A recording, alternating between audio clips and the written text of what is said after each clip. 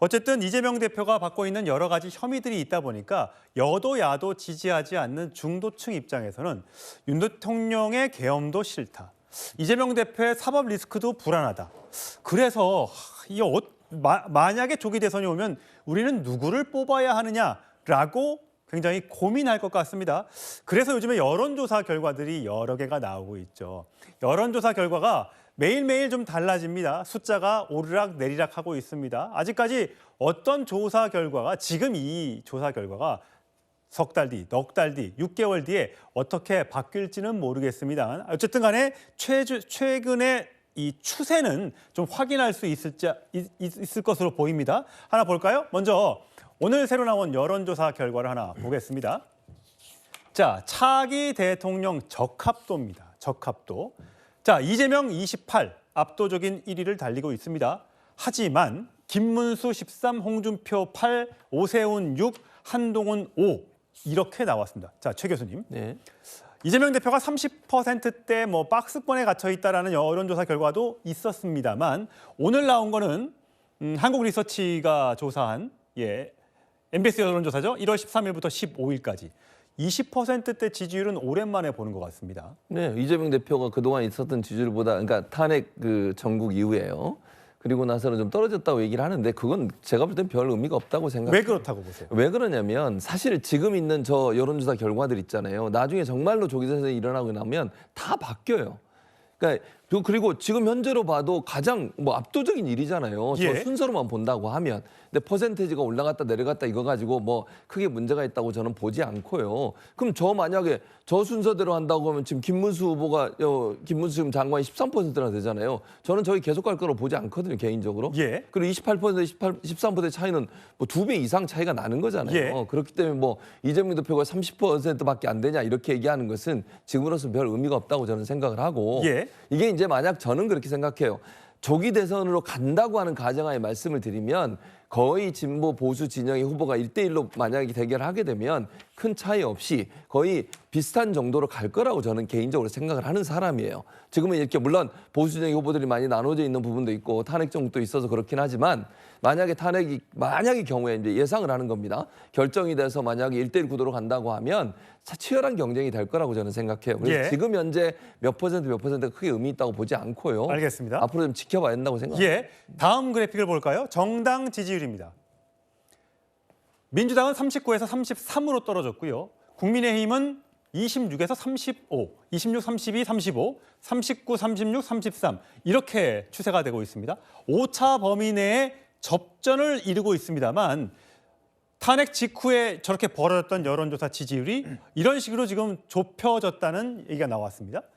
오차 범위 내니까 누가 1등, 2등이라고 말씀드릴 수는 없습니다만 이 숫자의 그래프의 추이를 보면 아실 수 있을 거예요. 자, 다음 거 볼까요? 자, 정혁진 변호사님. 네네. 정당 기준 대선 후보 지지. 자, 질문이 이렇습니다. 올해 대통령 선거가 치러진다면 어느 정당에 투표할 것인가? 자, 민주당 후보에 투표하겠다 1월 셋째 주 36. 국민의힘 후보에 투표하겠다 33. 어떻게 해석하세요? 글쎄요, 이건 오차 범위 내이지만 추세로 봤을 때는 골든크로스 이루어진 거 아닌가. 저는 그런 생각이 들고요. 이게 과연 가능한 수치인가. 저부터도 굉장히 놀랐는데 왜 그런가. 국민의힘은요. 국민의힘이 소속되어 있는 대통령이 탄핵 소추된 정당입니다. 그러니까 지난번 박근혜 전 대통령 때 케이스 생각해 보면 사실은 국민의힘 지지율은요.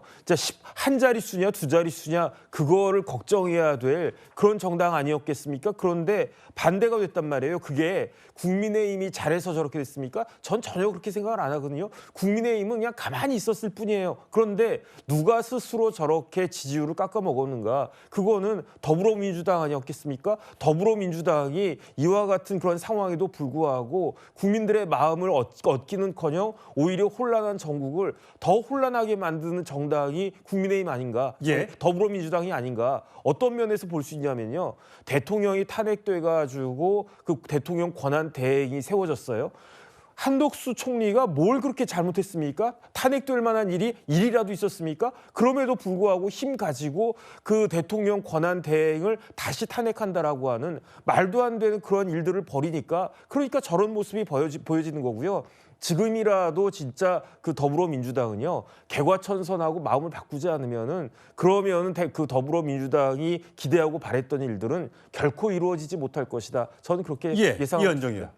지금 상황을 보면 그 국민들이 정치 이슈에 대한 민감도가 굉장히 높은 시점이라고 저는 보여요. 예. 왜냐하면 이제 대통령에 대한 탄핵, 체포 뭐 등등 어떤 정치 이슈가 계속되면서 국민들은 이 상황에 대해서 굉장히 민감하게 보는, 그러니까 평상시와는 좀 다른 상황 같습니다. 어떠한 이슈에 대해서 굉장히 즉흥적으로 반응하는 이제 그러한 상황인데, 저는 최근에 이 여론조사 추이를 보면서 도대체 무슨 일이 있었을까라는 걸 보면 아마 민주당 차원에서는 전용기 의원이 카톡 계엄령이라는 이야기가 있었지 않습니까? 예. 즉 국민들의 카톡을 전부 다 어떤 검열하겠다. 일반인도 내란 선전죄 같은 경우는 우리가 적발해서 하겠다. 근데 저는 저 이야기가 굉장히 실수였다고 생각했거든요. 그래서 접을 줄 알았어요. 근데 그 다음 날 이재명 대표가 더 철저히 하겠다라고 이야기를 하면서 자신과 관련된 가짜뉴스 문제를 확 이야기를 합니다. 예. 그리고 민주 파출소를 또 만들었어요. 예. 거기에 보면 뭐 파출소, 그다음 교도소 만들고 막 했습니다. 그러니까 우리 국민들이 지난 비상계엄으로 인해서 내가 가진 권리를 정권이나 권력이 침해하는 것에 대해서 굉장히 저항감을 많았어요. 근데 그거에 대한 판단들은 내려서 저렇게 지지율이 많이 떨어졌는데, 근데 지금 와서 보니까 이 집권 어떤 면에서 보면 대한 세력이라고 하는 민주당에서 이제 카톡도 못하게, 카톡도 다 검열해? 이런 부분에 대한 어떤 이 불안감, 이런 것들이 실질적으로 작용하면서 이건 너무하는 거 아닌가? 왜 또 내가 침해당해야 되지? 저는 그런 것들이 실질적으로 지난주에 한 주를 보면 굉장히 많이 일어났지 않는가라는 그런 분석을 해봅니다. 예. 서영주 전 대변인. 전용기 의원은 내가 직을 걸고서라도 가짜뉴스는 무조건 찾아내서 처벌할 수 있도록 하겠다라고 얘기하면서 실제로 유튜버를 고발하기도 했고요. 많은 지금 제보를 받고 있다고 합니다. 네. 오히려 지금 말씀하신 것처럼 이현정 의원이 그런 것들이 악재가 쌓이고 쌓여서 정당 지지율로 반영된 것이다. 그 지적에 동의하십니까? 네, 전용기 의원 부분들은 이제 오해 소지가 있죠. 뭐 일반인까지 뭐 검열을 한다라고 얘기를 하는데, 일반인을 검열할 수 있는 능력이 민주당에는 없습니다. 뭐 제보가 들어오지만 무조건 들어온다고 다 고발하는 것도 아니고요. 특정 유튜버에 대한 고발은 고발할 만하니까 하는 것이고, 가짜 뉴스는 오랫동안 여야 정치권이 서로 간에 골머리를 안 턴 문제입니다. 민주당만 있는 것도 아니고 가짜 뉴스 하시잖아요. 국민의힘도 특단의 대책을 마련해서 또 다른 쪽 유튜브를 고발하기도 하고 그런 거예요. 예. 그렇기 때문에 전용기 의원의 어떤 그런 좀 오해에서 비롯된 부분들이 뭐 여기에 반영됐다고 보기 쉽지 않고요. 지금 현재 이제 추이 자체는 이게 그냥 일시적인 부분입니다. 이게 저희가 탑10 한 달만 지나면요, 이게 언제 그랬냐는 등 이런 수치가 되는 것이고, 또 이게 출렁이 돼 있어요, 여론은요. 일시적으로 지금 윤석열 대통령이 이제 체포가 되고 나서 그 기간 동안 민주당이 선택과 집중을 하는 부분에 있어서의 좀 강하게 밀어붙이는 부분들이 좀 득점 포인트는 안 됐다고 하나, 국민의만큼 잘못한 건 없다라는 차원에서는 어차피 지금에 대한 여러 가지의 전략적 조정들이 필요한 시점이지 예. 이게 고차가 된 여론조사가 아니기 때문에 그렇게 크게 큰 의미를 부여할 필요는 없다고 생각합니다. 예. 일시적인 현상이다. 이렇게 좀 분석을 해주셨는데, 자, 이재명 대표는요. 자, 체포가 일단 됐으니까 그거는 그거대로 사법적인 판단에 맡겨두고 이제는 여야, 정치인, 국회가 민생을 회복하는데 속도를 내자, 이렇게 주장하고 있습니다. 지금 대한민국 상황에서 제일 중요한 것은 저는 질서와 안정이라고 생각합니다. 이 질서와 안정이 구축이 돼야 우리 대행께서 말씀하시는 경제도 활력을 되찾을 것 같습니다. 이제 신속하게 헌정 질서를 회복하고 민생과 경제에 집중할 때입니다. 예, 최 교수님. 예. 이재명 대표가 20일 날요, 5대 은행장을 불러서 상생금융 확대를 위한 현장 간담회 진행을 한다고 합니다. 물론 정부에게 이런 것 좀 해주세요, 저런 것 좀 하면 어떨까라고 얘기할 수 있는데, 이런 행보에 대해서 여당에선 대통령 다 된 것처럼 행동하고 있다라고 지금 주장을 하고 있습니다. 저는 그 말도 좀 이해가 안 되는 게, 야당이 숫자가 많으니까 열심히 해라, 책임 있게 좀 해라, 이렇게 얘기를 계속 해왔어요. 경제 문제나 민생 문제는 여야를 떠나서 살릴 수 있는 방안들에서 논의한다고 저는 생각합니다. 여당은 여당 프리미엄 가지고 장관들 불러가지고 간담회하고 뭐 회의도 하고 이런 거 많이 하잖아요. 예. 아니 야당 대표가 예를 들어서 그래도 국회에서는 제일 숫자가 많잖아요. 왜 법안을 만들고 또 여러 가지 일들을 하는데 도움을 많이 받아야 되는 곳이고요. 그래서 저는 5대 은행장들 만나서 예를 들면 의견도 듣고 또 민주당이 생각하는 정책들을 제안도 하고 그 사람들이 받을지 안 받을지 모르겠지만요. 이런 걸 하는 건 저는 박수 쳐줘야 한다고 생각해요. 예. 왜 여당만 하는 거죠? 그러니까 여당은 뭐 여당 프리미엄 있어 장관들 다 불러가지고 대화도 하고 여러 가지 얘기를 하면서 야당이 저런 거 하는 것에 대해서 대통령 놀이라고 얘기하면 안 된다고 저는 보고요. 지금은 대통령 놀이의 문제가 아니고 권한대행 체제에서 국회가 할 수 있는 역할을 최대한 해야 한다고 저는 생각합니다. 민생과 경제 안정에 대해서 여야가 어디 있겠습니까? 따로. 저는 다들 노력해서 가능한 한 범위 내에서 경제와 민생을 살릴 수 있는 방안들을 고민해야 되고 그 과정에서 제1야당의 대표 이재명 대표가 예를 들면 간담회 하는 것은 저는 국민의힘에서 적극적으로 좀 열심히 하시라고 그런 취지다? 그렇게 해야 된다고 예. 저는 생각해요. 예. 그런 차원으로 가는 것이 우리 지금 어려운 상황에서 국가가 제대로 운영될 수 있도록 도움을 주는 방안이라고 생각합니다. 이현정 의원 보시기는 어떠세요?